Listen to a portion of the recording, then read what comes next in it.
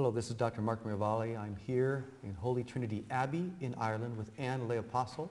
We're discussing Volume 6, Heaven Speaking to Families. I would like to read the June 19, 2004 message of St. Joseph as he speaks to fathers today. And these are his words.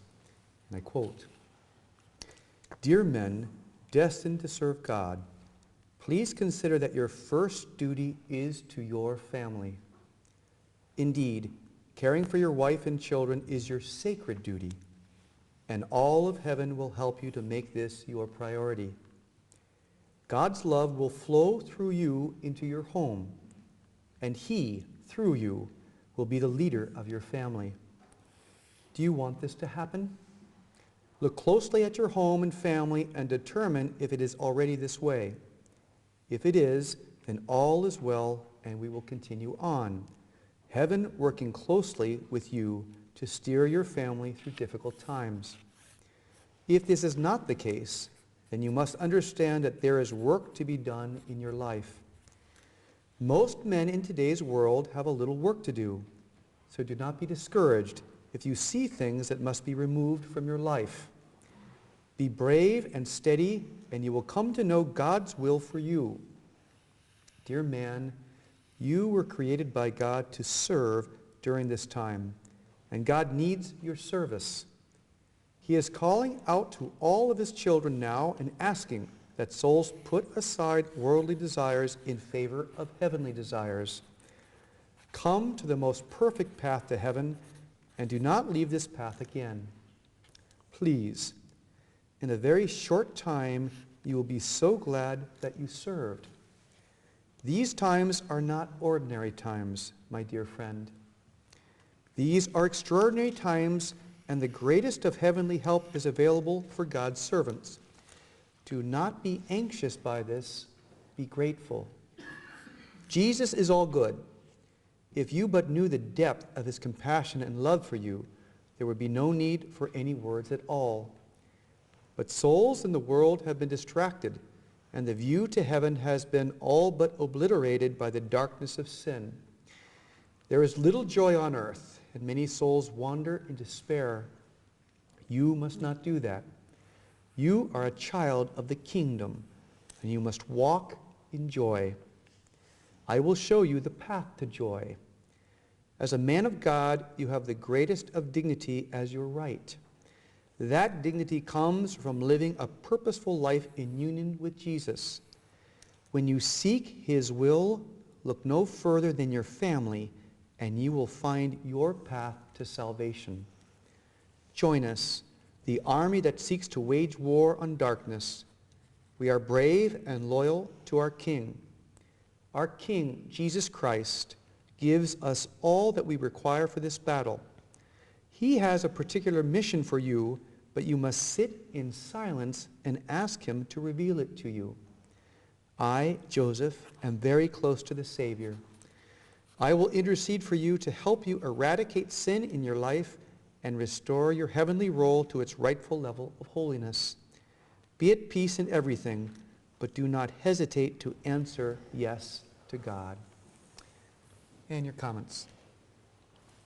St. Joseph is really encouraging men to evaluate their lives, their families, their homes at this time. He's saying, okay, you need to look, you're a leader in your family. Look closely at your home. Determine if everything is how it should be. If it is, fine, let's continue on. Then he said, if it's not, let's start to change things. And he offers complete assistance, complete help. Don't worry about anything. Let's just go forward and let's get it the way it needs to be. There's a very much a big kind of, the big issue of the placement of each man in time. You're here in this time because you've been placed here. You are in this role as father because I need you there. You have a mission. He says, spend time in prayer on the second page, and we'll reveal to you your particular mission. Now, that is, we don't want to miss any cues. If the Lord needs something from us in this time. And really, there's no escaping the truth that St. Joseph refers to this really as a time of darkness, where sin has obliterated God for many people. But he says, don't be anxious about this. So it's a call to really be a man, look it in the eye, and then examine what is your particular mission, what is your role. Mm-hmm.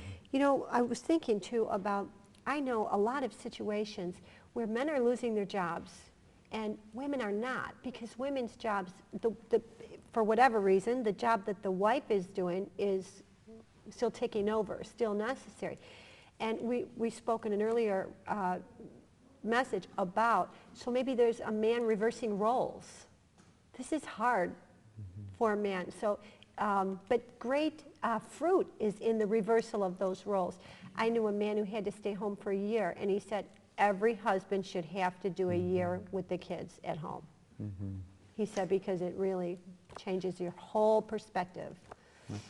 As you're saying, it's such a call of examination. And, you know, I was thinking as we're doing the programs, I could hear wives saying to their husbands, come and see what husbands are supposed to be. And with the vigor a wife is telling them to come is the vigor the husband's going in the other direction, because he knows this is going to be hard.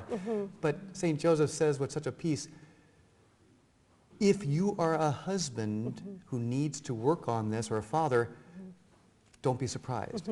Yeah. Most every husband has to examine. And again, it goes back to facing our areas fearlessly. We should see this not with anxiety, but it's a grace. It's a paternal illumination of conscience. And it's always hard in our pride and in our roles to examine ourselves, but it's ultimately a grace. And he's saying, join the party. If you're a husband or father that has to make adjustments, join the party. The graces will be flowing. It's extraordinary times. Extraordinary graces are available. But to be a head of a family today demands that humility to say, where do I have to adjust? And he's not saying don't be the head. He's saying be the head of the family in service and make the changes necessary so you can start sanctifying your family afresh and anew. So it's full of hope, even though there's strong calls to self-examination. I think we can assume that every family needs to improve.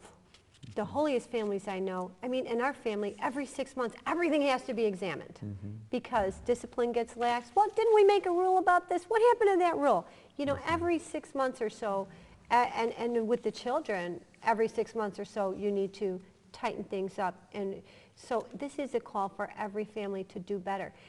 In this lay apostolate, our vocation is the first order of business. So it has to be constantly fine-tuned, fine-tuned, fine-tuned. You could be married 50 years and you'll still find your holiness in your marriage. Right. There's still going to be things in your marriage that are repugnant to you where you need to improve. And sometimes we'll say, well, you know, I don't know God's will. If God could only tell me what his will is, I'm having a difficult time searching for God's will. What has St. Joseph said? When you seek his will, look no further than your family, and you will find your path to salvation. I know. Sometimes you know, G.K. Chesterton has said, people leave the family not because it's boring, but because it's too much of an adventure. And so we're called to take on that adventure and seeing that that's the first way we obtain our salvation. It's more important than any other way. And just the love and the gentleness of St. Joseph in this process, following his example of the challenges he had as guardian of the Redeemer. When we think about how difficult our life is, what if you were responsible for protecting the Savior of the world? And you actually had, you know, men after your child to murder him, the men of Herod, and you had to go to a land who didn't like your people to do it. So St. Joseph is the guardian of the Redeemer, and so he can give us hope and courage that whatever we're called to do, God will give us the graces to do it. Charvian Stout talks about that. She says about Jesus in teaching in the temple. She said, have you ever lost your purse? They lost the Savior. Imagine that for stress, you know? Right. And, but hope and courage and always peace. Thank you, Anne.